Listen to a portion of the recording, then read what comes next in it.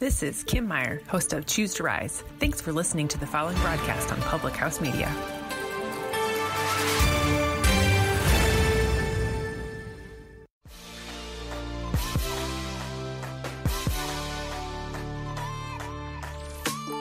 What's up, guys? Welcome to Your Life Matters podcast. I'm your host, Dr. Mariah White, and I am a passionate pediatric nurse practitioner and fired up health and happiness coach, here to deliver a message to you. This podcast is meant to provide a hope and a dream that fuels your soul to dream big and to dream bold and to inspire and empower you to live out your wildest freaking dreams and to grab a hold onto the unwavering truth that you were made for more.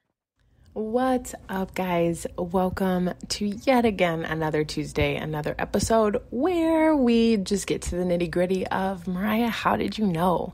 But first and foremost, I just want to tell you thank you. I want to take an opportunity to say that I appreciate you, that there are so many incredible humans that have been liking my reels and following me on Instagram, and they then have followed my platform as the Your Life Matters creator. And I'm so grateful that you're here, especially if you're a new listener. I hope that you go back in time and know that we have had this platform for about 3 years, and it's been a place where I have just been able to pour my heart and soul. And one of the biggest things that I kind of do periodically is just do the simple reminder of what the Your Life Matters podcast was all about. And this is where, if you're driving, please keep your eyes on the road. If you have an available hand, put it over your heart and just know that right now in this space that you are wanted, you are needed, you are worthy, and you are loved. And you, my friend, are more than enough. And I hope that resonates with you. I hope that hits home for you right now, because in light of all of the craziness, there are tons of storms happening and COVID still happening and all of the things that can be going on in your world, in your personal world. I want you to remember that you have value and you matter and you belong here. So I'm so grateful for whatever reason that you've landed on this platform. But I just want you to know that you belong here, and I love you, and I'm so grateful that you're here. So I want to dive head first into this episode of Mariah, how did you know? And this one is going to be one that piques a lot of interest, because over the last couple of months, I've been getting a lot of questions about, Mariah, how did you know you were in love with a woman? How did you know that you were in love with your best friend? How did you know that she was the one that you wanted to spend your life with? And guys, if you don't know me all that well, if you are new to this podcast, my beautiful fiance, Lee, is actually my daughter's sister's mother. So that's a mouthful when you say it out loud, but long and short is we came to know each other, obviously, because I was dating and was with Bianca's father, and we had to meet, right? He already had a daughter. She's beautiful. She's the love of my life. She's 6 years old, Alicia Joy. And I have been wanting to meet this woman, right? Like when you're in a relationship with a man who already has a daughter, you're like, oh, I want to, meet the mom. I want to get on good graces. I want to be in a situation where she feels comfortable. Well, that's how I feel anyway. I wanted her to feel comfortable. But things kept prolonging. And then finally, when I was pregnant and I was about a month before I was going to have Bianca, we finally got to touch base. And mind you, this woman walked into Starbucks and I was so terrified. She was 6'2", but beautiful. And I was just like, she's going to let me have it. Like, she's angry, she's this, she's that. And mind you, I didn't do anything wrong, but in the eyes of the situation, it could have been perceived that way. And I'll never forget, she literally sat down and she was like, girl, let me tell you, I lost my job. I did this, I did that. I'm a teacher, blah, blah, blah, blah, blah, blah, and like going off. And we just started talking. And we just started talking as friends. And I could see and connect with her on so many levels of as a beginning mom, right? As in the end stages of my pregnancy, and I could connect with her as a mom and as a woman. I connect to her as a woman who was hurt in a relationship. It just so happened to be that this relationship was with the same man. And we continued to just talk. And I mean, hours and hours went by where we were sitting in the Starbucks and connected on multiple levels of who we were as women, who we are as people, what makes us tick, what makes us happy and sad, and all of these things. And I just remember 4-5 hours going by, and I literally was like, she's like my best friend. She's my soulmate. Like, what the heck? Now, mind you, at the time, like, I was still pregnant. I was going through a lot in that previous relationship, and I was about to give birth to my daughter, and there was just a lot happening. And then as time progressed, she was always in my corner. She was my best friend, and she would call me and check on me because I had a screaming infant and by myself and had to single mom it and be alert and awake. And I remember sitting up time after time at night just crying because she wouldn't go to sleep, and I was sleep deprived. And I remember her staying up on the phone with me and FaceTiming and singing to Bianca when she was so little. And anytime she had the opportunity, she would come drive all the way. She was living in Scottsdale. She would drive all the way to my house. And for those of you who are like, I don't even know where that is, Scottsdale to where I live is about an hour drive. So she would drive, her and Alicia, or just her, on weekends that Alicia was with her dad, and she would just come and spend time with me and let me sleep and cook for me and just be the rock that I needed. And as time continued to go by, things started to change. She was the person that I called to talk about everything. She was the person that something happened and she was the first one that I wanted to notify. She was the light for me in so many ways. And I remember as things started progressing, and it's funny as we look back now, she's like, I've been in love with you forever and you didn't even know. And it was so painful. And she would always be like, you would always say, you're my person. And I would, because she was. But I remember the specific feeling that I had when things changed. And I'll never forget, it was probably 2 months before we actually got together and divulged how we felt. And I remember I went to Philadelphia and she was watching Bianca, and I just remember being like, holy cow, like, I want to call and I want to talk to her and I want to tell her about this trip and I want to share pictures with her and all these things. And I just remember being like, she's the person that I go to for everything. She is my best friend, but also I miss her. And I remember when I got back, hugs felt different, and sitting next to her on the couch felt different, and we got closer and closer. And that's how I knew that my emotions and my feelings that I had for her had grown from just being my best friend and my person to being the person that I was in love with. That when she smiled, it lit up my entire world. It lit up my entire face.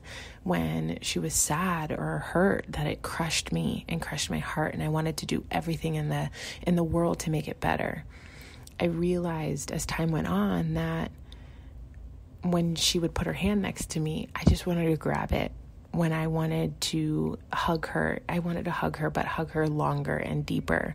When I sat there and I could feel her by me, it was one of those things of like wanting to impress her, right? Like the kindergartner who's like always trying to show up and do the thing because you're like, oh, you know, like picking on each other. And I remember us just kind of picking on each other, but knowing in my heart that she liked me and I liked her. But as things kind of came to be, that like grew to absolute adornment and astonishment and love and beauty, and the ability to see her in such a strong light of knowing how she had been a single mom for 5 years up at this point and been such a gift to me in such a horrendous situation where I, in all intents and purposes, felt abandoned, rejected, not good enough. And she reminded me that there is so much life that was born that day when I gave birth to my daughter in life of who she was and who she was going to be, who I became as a mom, but also the relationship that was born between Alicia and Bianca as sisters, the relationship that was born between me and Lee as their mothers.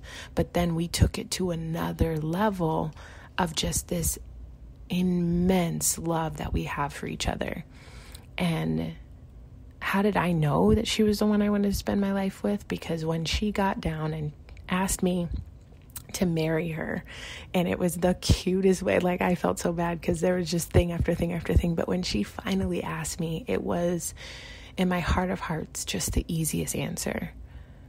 Yes, I want to spend my life with you. I want to go through good and bad. I want to go through ups and downs. I want to fight for you. I want to get in the ring with you. I want to do all these things to make sure that we together as a family stay strong and united, and that I will love you unconditionally, meaning nothing will ever amount or dismiss or take away the amount of love that I have for you. And in that moment, it was an easy answer. The answer was yes. I wanted to spend my life with you. Yes, it doesn't matter the hardships that we face as a lesbian couple raising two girls with the same dad. It doesn't matter any of those things, because at the end of the day, love is love, and love is strong, especially between two people who organically grew that love. In the most trying situation, in the most difficult of circumstances, love blossomed authentically and organically. And that, my friends, is how I knew that I was in love with her. It didn't matter that she was a woman. It didn't matter that I had previously been with men. It didn't matter that she was of the same sex. To me, it was a matter of, I am head over heels for this individual who makes me feel like I can completely be myself, that I do not have to fit in a box, that I do not need to change any aspect of who I am, that I can completely show up vulnerably and authentically as me, the chipper, excited person in the morning, the angry, irritated human when I'm stressed out, the hangry human being when I don't have enough to eat. I could just be me. And she loves me in all of those ways. Hair up, hair down, hair straight, hair curly, in sweats, in a dress, in my best light or in my worst. And I knew that that's all that mattered. And a lot of people ask the question of like, well, how do you overcome being with a man to a woman? Guys, that doesn't matter in the aspect of love. When you overthink sexuality, when you overthink, what's this and what's that and what's normal, what's abnormal, you have to go back to the root of it. What's normal? What does normal actually mean? For me, it's normal to love someone and interact with them spiritually, physically, emotionally, with someone that I'm obsessed and in love with. That's normal. I don't think about the technicality of two women or two men, or a man and a woman and a man, whatever. I think of it as, this is a human being that I love with all of my heart, and that's my focus. So for those of you who have asked the question, well, how did you know that you were ready to get in a relationship with someone who is of the same sex? Well, the answer is simple. Is there love there? Are you yourself there? Can you be happy there? Are you in your best light there? Can you dream big there? If that's the case, then I say leap, try. Go for it, because love is love, and God places love in your life in every aspect. And now some of you might be saying, oh, from the religious aspect, that's an entire different podcast that I can get into. But yes, we are both believers of God and Jesus, and that he died on the cross for our sins, and that this is love, and love is seen by him, and he unconditionally loves us because we are fearfully and wonderfully made in his image. That's my stance on that. Now, for those of you who might have felt like this was uncomfortable, I understand that sometimes it's uncomfortable to hear what's not normal. It's uncomfortable to hear that. But I hope that in my voice and in the messages that I'm conveying, that you understand that the love that you have for your significant other is the same love that I have for mine. I hope that it's conveyed to you that love is love in every area and every aspect, and it doesn't need a definition. It doesn't need a restriction. It doesn't need a parameter, that it is just love. And as long as you're willing and open to the universe and to God and the course of your life and the acceptance of that love, that you will forever be changed. You will forever fall in love with the aspect of love itself and know how pure in its form that it is. Because in this relationship, unlike any other relationship, this is the purest form of love I've ever experienced in my life. And that, to me, friends, shares with you exactly how I knew that I was in love with my drop-dead, gorgeous, beautiful, amazing, smart, intelligent, somewhat funny. She's going to kick my butt for saying that, but somewhat funny. No, she's hilarious. Fiance that I cannot wait to marry and build the life that we want for our both of our beautiful kids. So I hope that answers that. I'm excited for our next episode where I have another How Did You Know? And guys, please drop in the reviews, drop in my DMs what it is that you were like, I really want to know. How did you know in your area of life? How did you know to leap for that business, write that book, do that podcast, all of those things? I want to help answer that, but I only know to answer it is if you send me a message or leave a rating and review. That's how podcasts work. I hope that you found solace in this. I encourage you to go back into previous episodes. Like one of my favorites, get into the arena, because if you get into the arena of your life, you will forever see success in your life. And I hope that will resonate with you as well. So I love you guys. I hope you have a beautiful day. And again, thank you for tuning in to another episode of the Your Life Matters podcast.